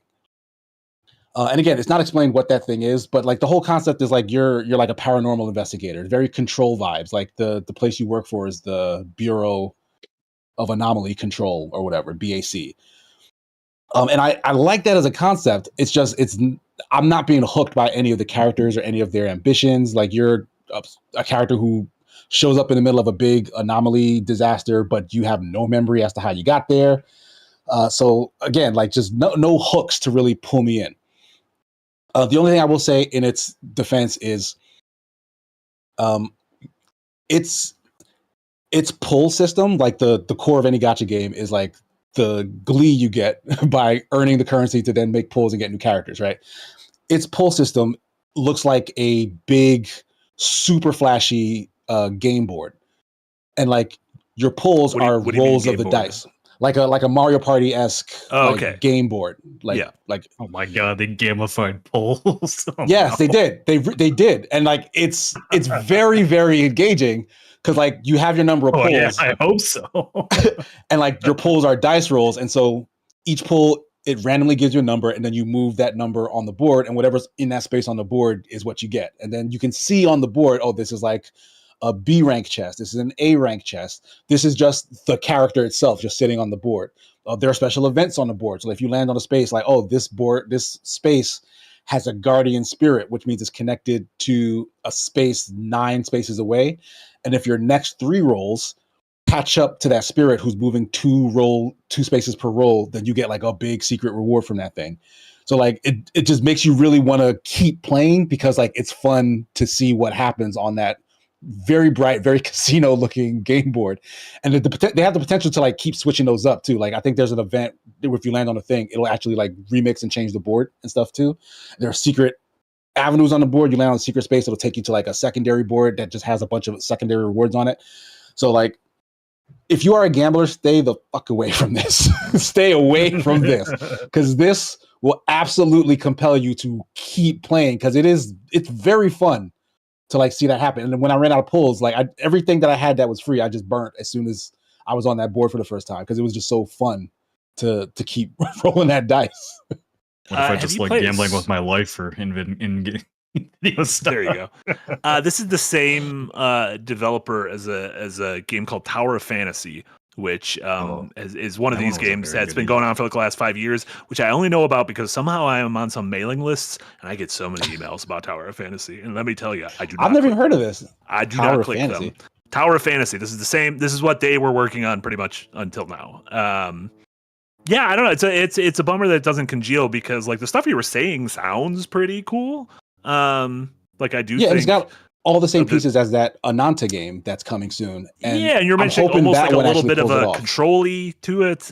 Yes. You know, like of the bureau and everything. So, yeah, I mean, I guess we'll see if this, you know, I think these games generally, that, you know, it's a marathon, not a sprint, right? Yeah. They want to be here for the long haul. So maybe this becomes something, better as it goes on, but we'll see. Have you gone back to Wuthering Waves at all, Casey? I never started Wuthering Waves. I know folks were telling me to try it, but it's too close to Genshin. Like I don't want to go back to Genshin. I understand, but I think ZZZ's combat's probably better than both of them. Just you don't want to go back to Genshin? Yeah, I don't want to go back to Genshin because I'm scared of it. No, ZZZ is just way better. Oh, okay. Like it's just way more my speed. Like I liked Genshin's combat, but like Yeah. all of these games have kind of simplified combat systems. They're like more flash than they are substance. ZZZ is as flashy as it is substantive, even though it's like still kind of like plug and play. But like the way you mix your units and they have synergies with each other, and then the way you time the switching between those units, because like they work in squads, adds so much depth. Like it's kind of nuts how much depth they've squeezed into the combat in Zenless Zone Zero. So I kind of can't get enough of it. I'm still waiting. Like Honor of Kings World is going through a closed beta right now. I am Which means it's eagerly probably waiting going to to release this year. Yeah, I'm eagerly waiting to see just how big that fucking thing is going to be. Yeah, that's. Listen, I'm very curious. Its about animated that, short was pretty cool. That was like one of my favorites from. It was one of the best ones. Yeah. Are they doing another secret level season of joints. that? They should do another season of that. That was fun. They should. Just do one every ask for year. it, like Give us every something to other talk week. about. Yeah. We need a part 2 of their Mega Man short. We got it. It's called Pragmata. But it's true. The Mega Man one like stopped as soon as it was like becoming. I was like, this is getting good, and then all of a sudden It was like the shortest one of all of them, and it's the one that I cared about literally the most. Yeah, your favorite franchise from it. I was gonna go somewhere with that, and I lost it. Move on. What's the next game you're talking about? Okay, so that's it in terms of games. I finally got around to watching the Chinese anime movie called The Legend of Hei. It is great. Like, wow. I don't think I know what that is. It's about like spirits. It's got like Miyazaki vibes, but then also it's got like You're a few years late to this movie. oh my god, it's got Did your brain break too? What's happening? Is Hosoda. everyone's Yeah, brain? no. Mamoru Hosoda. Like it feels like Miyazaki and Hosoda had like a movie baby in a weird way. Okay. Because it's about like spirits and then like humanity essentially, humanity over time evolves and they develop things. So like these like ancestral homes and like natural places that these spirits reside kind of get taken over by humans. And on one half, there are spirits who kind of resent them for this. Like they've been pushed out of their homes and they like want their homes back. So they kind of become terrorists towards humans. And then the other spirits are spirits who like learn to adapt and learn to like live amongst humans. Like they hang out in the cities. They have like a bureau and connections with them. And like, it's this tension between like the spirits who want to fight back and then the spirits who, are at peace with the humans. And this one spirit, Hey, is kind of, for whatever reason, just for centuries and centuries and centuries alone. Like he's just away from any other spirits or any other humans, and finally gets found at close to the same time by both groups. So like he has an experience with one side and then he has an experience with the other side. And it's this push and pull of Hey, who turns out to be very, very important. He has like very powerful abilities that could help kind of turn his battle one way or the other, but he understands both halves of like the struggle.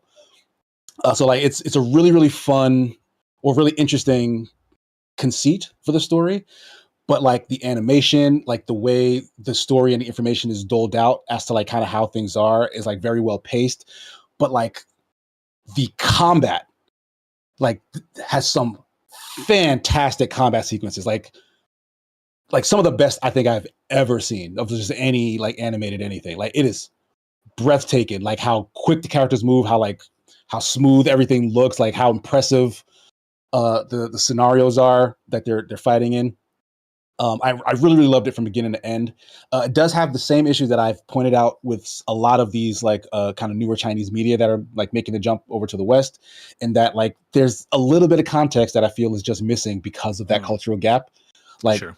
Like some of these spirits I think are supposed to be known entities. Like in Chinese culture, possibly like these are references to things that have traits that people generally would just know about. And so like those aren't communicated expressly to me as a American.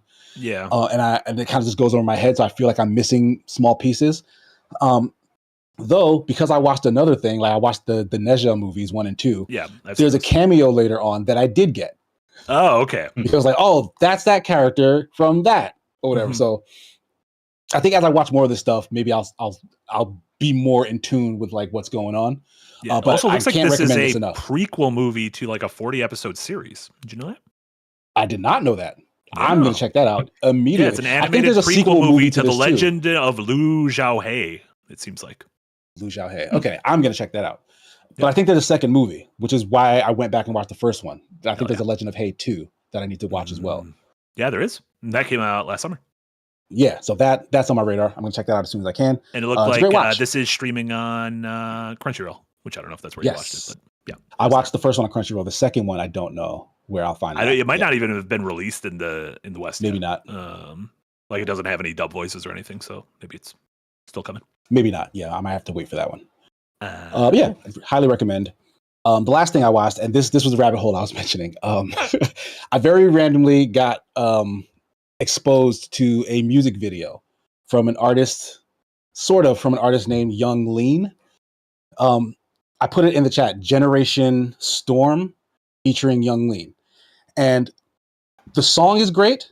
It's the music video that is mesmerizing. Like it's amazing choreography. Like it's a bunch of guys that they're dressed like they're in an all boys school. Like the guy Young Lean looks like Jimmy Hopkins from the Bully series. Oh, like he just and like the video is kind of just him at a school being a dickhead. So like it very much evokes Bully as well. But if you get the chance, watch this music video. It's amazing. It's fucking dope. Point blank period. So because it was so dope, I went down a rabbit hole of saying like, who is Young Lean? Who is this director? Like, what is Generation 8? Like, what are these things? Like, what coalesced to make this fantastic piece of art? And Young Lean apparently is a Swedish rapper. And that disappointed me. Just hearing that was the kind of music he made. But I did give his music a chance, and he is terrible. He is absolutely awful. Don't recommend. I don't Sometimes recommend. It's best not to go down a rabbit hole. Yeah. They're meant for rabbits. They're not meant for humans. really bad music. This song is good though. I don't know if he was the one who wrote it. It's his voice like singing, and he doesn't sing well. Like that's his style. He's not like known for singing. But the director, Romain Gravois, I think. I was trying to check out his stuff. Apparently, he directed a movie last year that actually stars several known people. Like Chris Evans is in it, Sam Richardson, Anya Taylor-Joy of the same artist, Young Lean, is in it. John Malkovich is in it. This like debut. It's called Sacrifice, I believe. It debuted at like some film festival sometime last year, and apparently it was really bad. Like it was like get like buried as like a tax write-off or something. I've literally never heard of this. I don't like. Apparently, it's really bad. Yeah, very famous people, and no one's talking about it. I think it's because it's that bad. Yeah. So okay, so two dead ends. Because I'm trying to find more of this brilliance. Yeah. And it's like, okay, so the rapper is bad. The director had a big flop. So what is this Generation 8 thing? Like, as far as I can tell, Generation 8 is like sort of like a film crew. They do like documentaries or short films, something like that. Okay. And they apparently have another video that takes pieces of another documentary from I'm forgetting what that one's called, but the documentary is Dragon Girls, and I think it follows like a big like Shaolin martial arts school.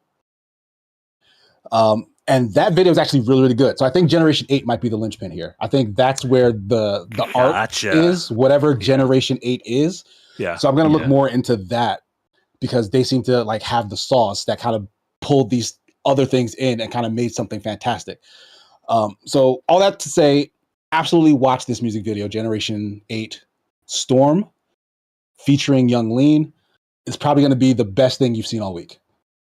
You know what? Go ahead. I was going to say, you know what? Your favorite actor, Anthony Mackie. What did he do now? Is he in that movie? No, but he just released. In case he was bringing up bombs, I saw. Yeah. They just released a movie called Desert Warrior, which the trailer just looked really bad. Oh, I saw that trailer. I saw that trailer. Did you hear how bad that movie It looked bombed? so terrible. It looked like it would bomb. How bad did it bomb? Please tell me. The budget for it was $150 million. In its opening weekend, it made $487,000. Yeah. It's one of the worst box office of all time. Also, I believe this was the movie that was like primarily funded by Saudi Arabia, and they're just like pulling their money out of all art. They're like, we're going to pull our money out of Live Golf. We're going to pull our money out of wrestling. Like we're pulling our money. Any game studio that is currently currently being kept afloat by Saudi money, that's not going to be great for business.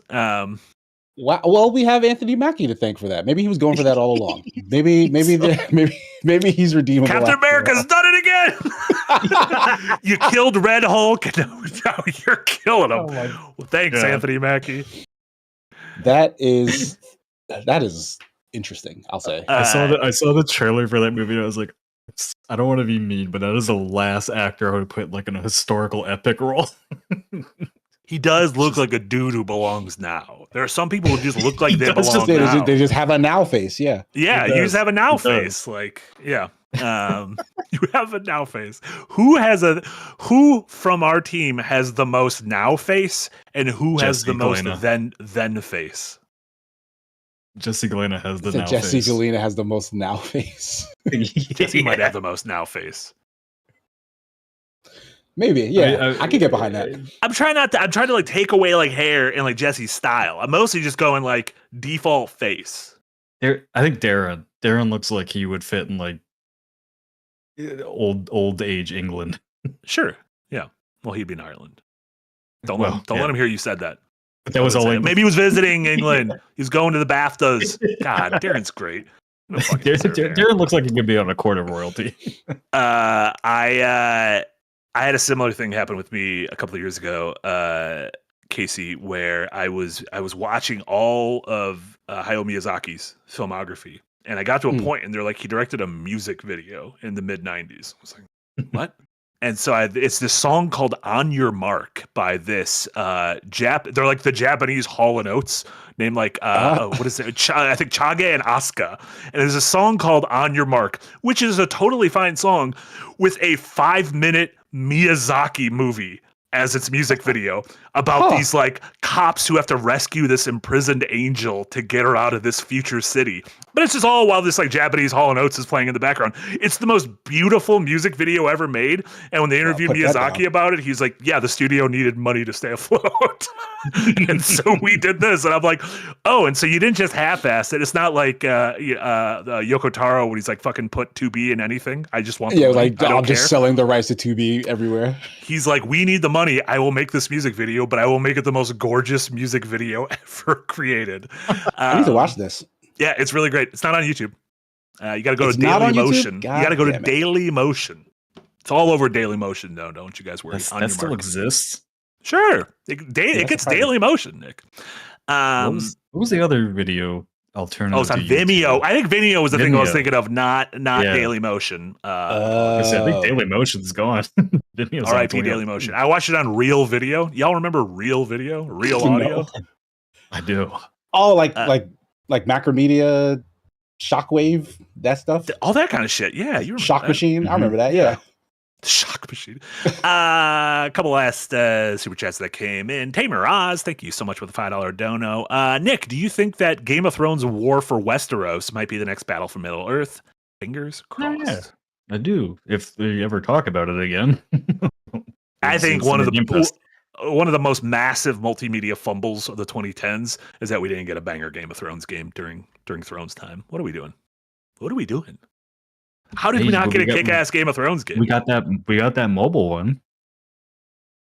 That one tricks me all the time. I don't like when they trick still me. Stands. And I know we got the mobile one because every time I watch House of Dragon, they're like, "Do you want to download the mobile game?" I'm like, "I do not." Oh no, I'm talking about like the mobile action game that we got. Is that not the thing I'm talking about? No. How do you know what I'm talking about? I don't even know what I'm talking about. You can't say it's not the thing I'm talking about when I'm not sure what I'm talking about. Game of Thrones Winter is Coming, the officially licensed browser game. That's not mobile. That's a browser. That's a different place. That's where Club Penguin lives. Just pretend Crimson Desert is Game of Thrones. Like, it doesn't have its own story anyway. Like, the main guy looks like Jon Snow. Like, fuck it. Forgetting. Every time I see a new milestone for that game, I'm like, fuck yeah, because all that money's going into Dokkaebi. Yes, it is. It's 100% going into Dokkaebi. How negative I care about Crimson Desert and how I'm going to become insufferable when Dokkaebi's around the corner. I'm going to become... Cannot wait. Oh I better my give you a god. pinata 3 before you get Dokkaebi. Absolutely not. Get those fucking pinatas out of here. We don't got to talk about Mhm. them. Nick Knoll, thank you so much for the $5 dono. Speaking of bad financial decisions, what's the worst waste of money you made vis-a-vis video games and or nerd culture? I bought a 3DO in 1995 for $400. The worst money. Did you guys ever have buyer's remorse from a console or anything, or a special edition, or like a game that was more expensive than a regular game? Did you buy like Rock Band drum sets and never use them or anything like that?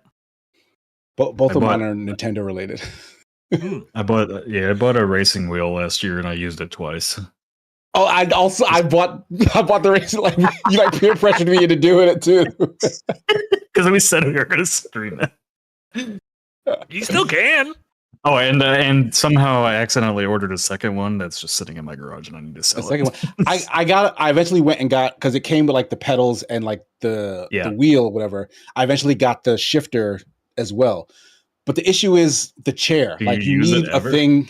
Yeah. I have used it, but the issue is like you have to put the stuff like next to you, and that stuff needs to like be like strong so that it doesn't move when you move the thing, and that's the main issue. That's the only reason I haven't used it as much, I think. Oh yeah, but I stopped using it specifically because like I attached it to my desk and then I had to make And, like like, a swerve turn, and I almost like ripped my entire desk over with it. I was like, I need a more secure platform for this. Yeah, like that's part of the problem, is that you need like kind of like a rig for that stuff to go on. Like like, I'm my trying to desk is hook it up sturdy to enough, my- but my chair and like the stool that I use for the shifter, none of that is secure enough. I tried to like hook. I just tried to like use it my lap out in the living room for the PlayStation 5, and I just looked like an idiot. Tornado warning's going off, and you're like, "Ma, I gotta finish the race. It's a Le Mans. It's 24 hours." I can't leave. I don't. This is gonna sound dumb. I don't regret all this dumb shit I've bought. I like my dumb shit. I like my I'm like that guy in Thor Ragnarok. Look at my stuff. I like my stuff. I regret selling stuff when I was younger. I regret not having more of this dumb shit. I regret taking games and consoles to like GameStop and getting pennies for the dollar on shit that's like worth a lot of money now. Not because I want to sell it, but like because as I got older, I was like, I kind of like having this stuff. I don't mind the amiibo. I don't mind the scammed all the kids out of their money. Oh, absolutely. I got this Virtual Boy still just hanging out in this corner. I'm fine with that. I like it there. Nice. Look, it's in frame. In the very corner of the frame, out of focus. Just like when you're looking inside it. Yeah, exactly. The fact that I can't even stream it is because I bought it being like, at least I'll be able to stream this. This will be good for a goof. We can do like a stream where my neck hurts. The fact that it encases your fucking Switch, you just can't. There's nowhere to plug anything in. Is wild. It locks it in there like a prisoner. I like my stuff. Yeah, when the, what were the your two? DS came out. Yeah, when the DS came out, I don't know if you remember, but like a bunch of retailers broke the street date. Street date? Yeah, and like there was a local store by me that I went in and was able to get it like early, but they were charging you more for selling it to you early. So like I was like, all right, fine. And I paid like, I think maybe an extra $150 more for the DS. And I think I only ever played Mario 64 on it, which was a game that I had already played. So like I was like, this was not that was the big killer app at launch. It was. Like, remember the killer app from the N64? It's back. That was the only game I ever played on that version of the. And then like it just collected dust, and then they released like a better version because like the original DS had kind of an awful design, like it looked really clunky, and then they later on revamped that design. That was the one that I eventually bought and used because that original I think they called it like a clamshell design. Like I hate it. Like it had a wrist strap. Remember that you could connect. You were like tied around your thumb. It was and a little plastic part for your thumb, or like a little rubber part for your thumb. Yeah, I regret the DS. I should not have bought that DS. I'm glad I never bought the PlayStation Move stuff. I never bought the PSVR headset. I never had Move or PSVR. I used company ones, but I never bought those myself. I had a Kinect just because you had to. Yeah, everybody had a Kinect. I never bought a 360 Kinect. I did. I bought a 360 Kinect. I did. I was reviewing some of those games. Gunstringer, I had to review. That was the game where I had to play it from inside of my closet because my room was so small in San Francisco that I had to literally remove the clothing from my closet so I could be inside of my closet to play the game. What a game. And then waiting for Viva Pinata, an apt final super chat. Thank you so much. Marty, I spend money on gadgets, cards, and figurines. Casey, I spend money on gachas and anime. Casey doesn't spend money on the gachas. He plays them for free. Yep. And Nick, I bought a house and a supercomputer. Glad that at least one of you is financially responsible. Of the three of those, Casey not spending money on gachas feels like the most fiscally responsible. Yeah. Yeah, my house after taxes is hurting me right now. Yeah, that's right. Just live in the hole. We should all be living in the hole. Holes are free. We are currently living in the hole. If you're taking one, you gotta keep the devil down in the hole.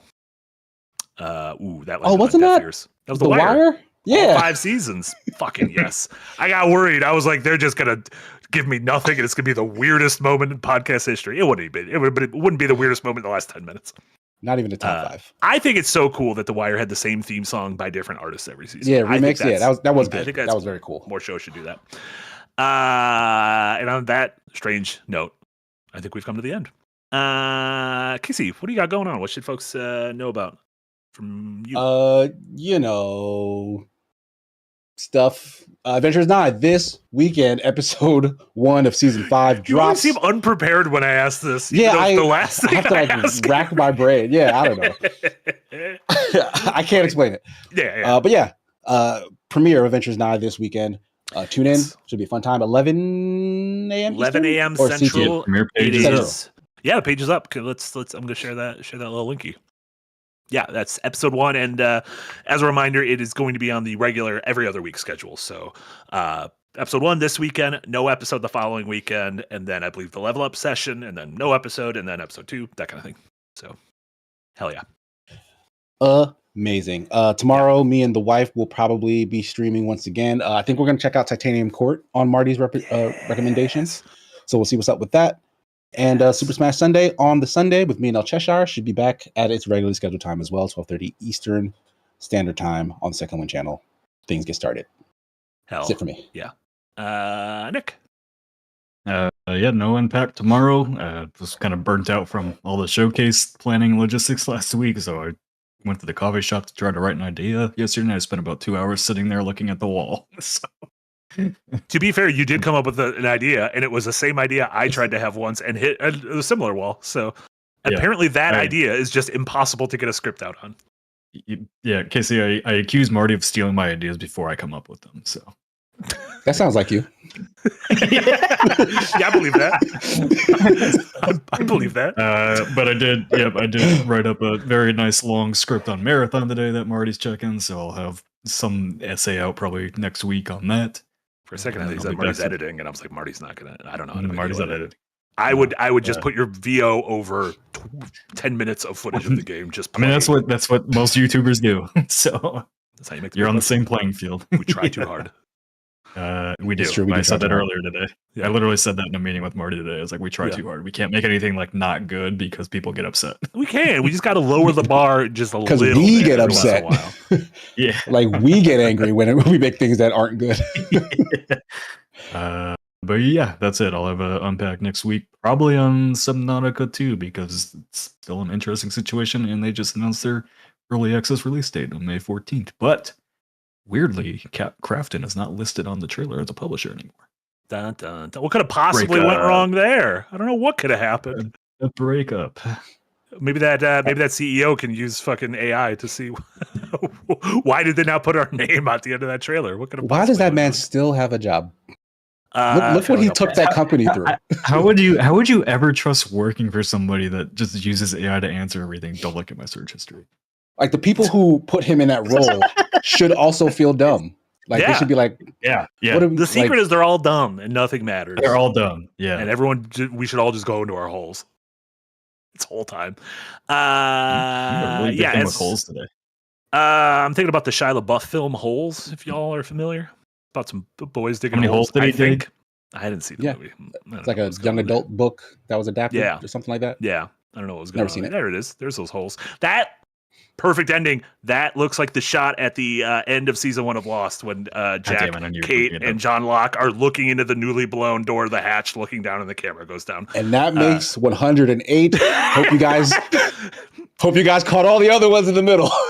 We gave you 1, 2, and 108. So now you just need to You go have to back and watch find the the rest. stream over and over again until you find them all. It's on the rest of the channel.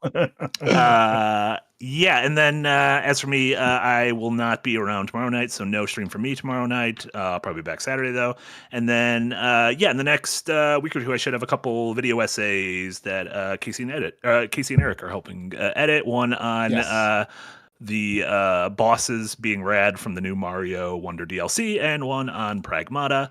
So keep an eye out for those over the next couple weeks. And that's going to do it for us. Thank you so much, everyone who tuned in live. Obviously, all the members of the Green Gang, anyone who supports us on Patreon, anyone who gave super chats. We really appreciate all of you. Anyone listening, anyone watching a VOD, anyone who's watching us on Daily Motion, especially. Shout out to the motion heads Who's out watching there. from a hole. Anyone who's watching us from a hole. Trust me, I'm going right there. Thank you so much. This was Firelink, episode number 108 for Nick and Casey and Eric. This was Marty. Thank you all so much for tuning in. Everyone have a great rest of your Thursdays, and we'll see you all next time. Bye, everyone. Bye, y'all. Bye.